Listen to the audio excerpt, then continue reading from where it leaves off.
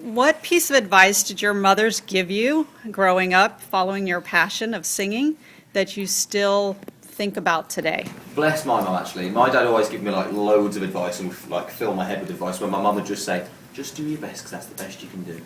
Oh, that's nice. That is my mum, isn't it? Yeah, Followed by a few tears. That's so nice. I remember, like just being at home and my mum saying that I had a good voice, but I never really believed it because I thought like every mum just has to say it to their kid. So that's kind of why I went to X Factor in the first place.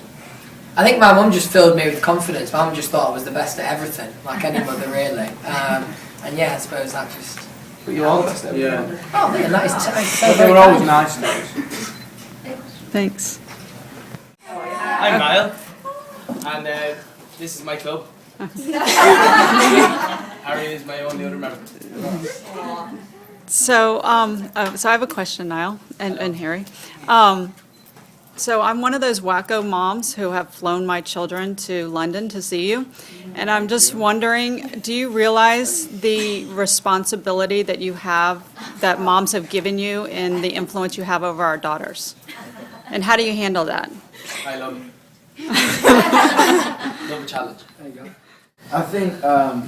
I think we try as hard as we can just to be ourselves, because I think it's important, especially in terms of like the message. I think it's like just the way the world is at the moment. There's so many things telling people to be other things than themselves. I think, Right.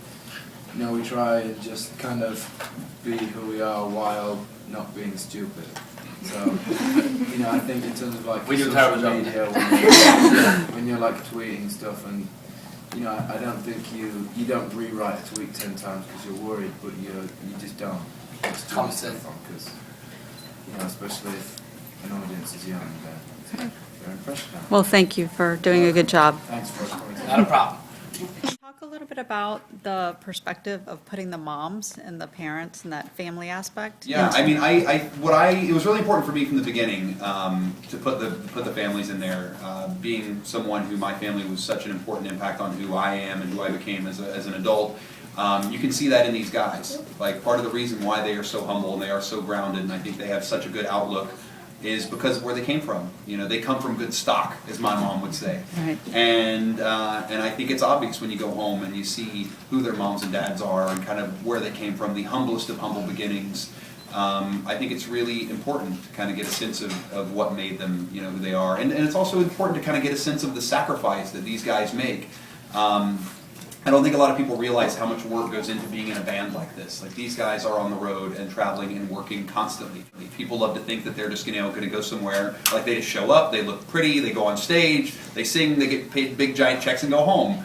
And there's a tremendous amount more work that goes into that, which I think the movie really shows.